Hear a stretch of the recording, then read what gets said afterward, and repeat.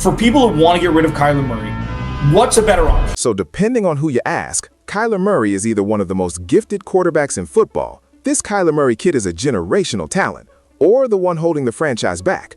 A lot of ego, a lot of drama. Kyler Murray is the epitome of average. He's the epitome of mediocre. He's the Cardinals' best hope, or their biggest obstacle. But why is that? Why does one player divide his own fan base more than almost any other quarterback in the league? For people who want to get rid of Kyler Murray, what's a better option? How can someone this talented still feel like a question mark 7 years into his career? But before we can decide what Kyler Murray is or isn't, we should all be able to agree with this. Kyler Murray, he's always been different. Now I got the power. Kyler Murray, from the time he was a sophomore, was the most polished quarterback I've ever seen in high school. We had the best quarterback in the state of Texas ever. In Texas, where high school football feels closer to religion than sport, Kyler Murray was a myth in real time. We had the best, and we won every game with the best. At Allen High School, he never lost. 43-0, 3 straight state titles, over 10,000 passing yards, and more than 4,000 rushing yards. You don't just do that, especially in Texas.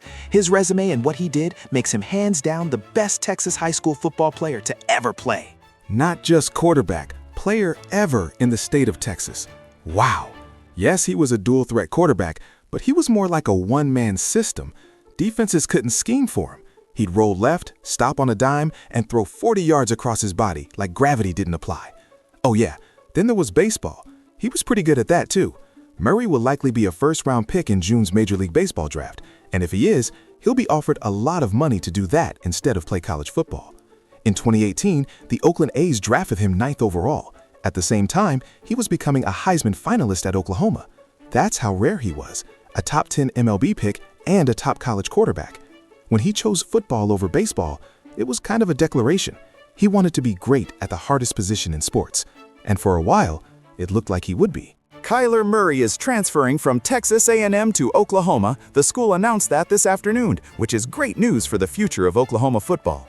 When he transferred to Oklahoma from Texas A&M, he threw for 4,300 yards, ran for another 1,000, and won the Heisman Trophy. The 2018 Heisman Trophy is awarded to Kyler Murray of Oklahoma University. Then, in 2019, the Arizona Cardinals made him the #1 overall pick, making Kyler the first player ever to be drafted in the first round of both NFL and MLB drafts. With the first pick in the 2019 NFL Draft, the Arizona Cardinals select Kyler Murray, quarterback, Oklahoma. And so it is. See, Arizona, they were coming off a 3-13 season behind rookie Josh Rosen, desperate for identity, direction, and hope. And in the first few years, Kyler gave them a whole 3. Here's the way I look at Kyler. If you told me I got Kyler or Lamar, and I like Lamar, I'd take Kyler. I think he throws a better football. I think his baseball background, like Russell Wilson, he's a beautiful slider. He throws a perfect ball. Now 3rd down and goal, that's Isabella in motion. He's wide open and Murray didn't see it. He gets it to Edmonds, who will find the end zone in a touchdown. All right, here's 3rd down and a jump ball to the end zone, and it is a touchdown for David, Offensive Rookie of the Year, back-to-back Pro Bowls, and a playoff appearance in 2021, their first in 6 years. For a moment, it looked like Arizona had finally found its franchise quarterback, but even then, cracks were starting to show. Jay Glazer said on Sunday that Murray has a 1 to 3 week ankle injury, but they were going to see on Monday how much the swelling went down and have an assessment as to whether or not he's got a realistic shot at playing this weekend against the 49ers. Late that season, Kyler missed 3 games due to an ankle injury, and when he came back, something was off. The spark wasn't quite the same. He went just 2-6 down the stretch, costing Arizona a shot at the division. You know, early on this season, it was all about the ascension of Kyler Murray. He's hit some rough patches late in the year. It is time for him on the road to play a huge game against a division rival with all of America watching. Then came the playoffs, his first taste of postseason football, and it was brutal. Rams pressure is picked up. Kyler, did he get rid of it? It's intercepted. It's David Long. 55% completions, 137 yards, 0 touchdowns, 2 interceptions, off the fingertips, and intercepted. Marquise Copeland comes up with it. There was no way to spin it. It was horrible, and it ended as quickly as it began. Disappointing. Prepare all week, off season, to be where we are, and then losing is one thing, but when you don't even make it competitive, it's another thing. So it's disappointing. The Cardinals season, which had started like a dream, crashed in spectacular fashion. And for the first time in his career, the questions around Kyler Murray, they changed. But I've had multiple people tell me they are concerned. He is inconsistent. One day is great, one day is not. It's hit and miss accuracy. He's electric, but inconsistent. He doesn't study enough. He can't stay healthy. Those became the talking points recycled week after week. And to be fair, there were moments that fed the narrative. The deep sacks, the hurried reads, the visible frustration after failed drives. But things they really changed in 2022. That summer, Kyler signed a 5-year, $230 million contract extension, and paired in the fine print of that an independent study clause. It is called an independent study amendment. It basically required him to watch at least 4 hours of film a week on his own. No other quarterback in the league had that. And to be honest, no other quarterback should need it. All of these contracts get filed to the league office and they all get reported on. Going to blow up. But did you think it was going to blow up? Become a story? Yes. Okay, I didn't think it was going to. You put in the contract, we don't trust you to study. And when you do study, we think you're actually playing video games. You put that in a contract for a $230 million quarterback. That's going to be a story. It was just a bad look all around. And the internet began interneting. This 4-hour independent study clause that the Arizona Cardinals put into Kyler Murray's contract trended all night last night, for good reason. Oh yeah, within days, the Cardinals ultimately removed the clause, but the damage was already done. It painted him as a player relying on talent instead of preparation. From that point on, everything became evidence. A bad throw, he's lazy. A visible slump, immature. A losing streak, it's Kyler's problem. To think that I can accomplish everything that I've accomplished in my career and not be a student of the game and not have that passion and not take this serious is almost, it's disrespectful, and it's almost a joke, you know? But context matters here, because in 2022, the team around him literally collapsed. DeAndre Hopkins is being suspended 6 games for violating the NFL's performance-enhancing drug policy.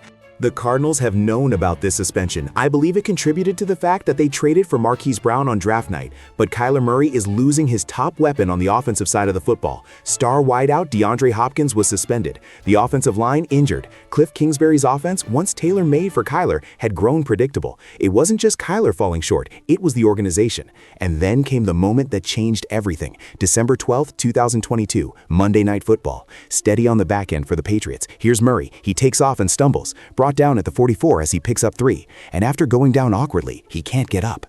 In the third play of the game, Kyler planted his right foot and collapsed. Non-contact torn ACL.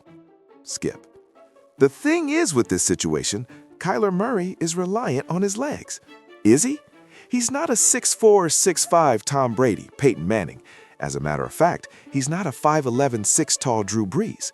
Everything that he does is reliant on those legs. The player that he became, the reason why he was the #1 overall draft pick. Yes, he can throw the football, but those legs were able to get him out of harm's way. For a quarterback built on agility and explosion, that kind of injury is more than physical. It's identity shattering.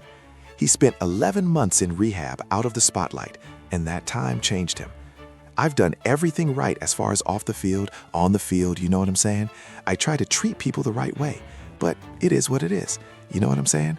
I think winning cures all, and it's been tough to do that. You know what I'm saying with some of the circumstances that we had to deal with. But like I said, I think we're heading in the right direction. When he returned in Week 10 the following season, the Cardinals under new head coach Jonathan Gannon were 1-8. We wait no longer. The return of Kyler Murray. Certainly looking better than it did last week. Murray first down pass, perfect. It's Hollywood Brown. Murray hits him in stride. One here, one timeout. Murray keeps it himself. Sneaks in, touchdown. He led them to a win that day. It wasn't flashy, but it mattered because it wasn't about numbers anymore. It was about resilience. That comeback game was the quiet beginning of a new chapter. Or it seemed. Throughout the season, it was clear he still wasn't 100%. Tossing 10 touchdowns, 5 interceptions, and almost 1,800 yards while going 3-5 as a starter. However, Gannon would stick with this guy heading into the 2024 season. And that decision would begin to pay early dividends. With a healthy Kyler, the Cardinals ripped off 5 wins in 6 games, climbing to 6-4 and suddenly looking like one of the NFC's surprise playoff teams. Murray on the rollout, looking deep for Harrison. Marvin Harrison Jr. to the end zone. Touchdown again! For a brief moment, it felt like this was the version of Kyler Murray everyone had been waiting for. Confident, commanding, electric. But then the second half happened. The same old story, right?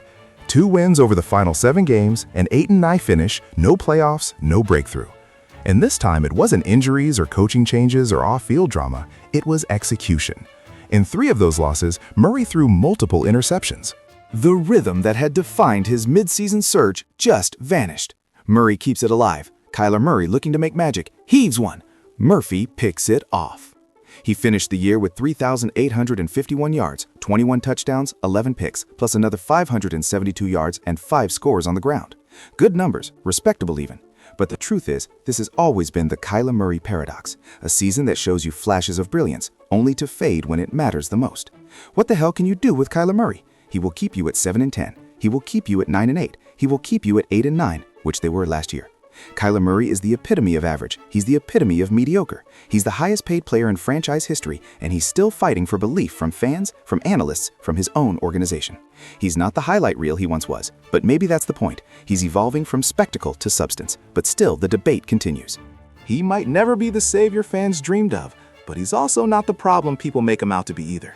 He's a player learning, adapting, maturing in real time under the brightest and harshest lights.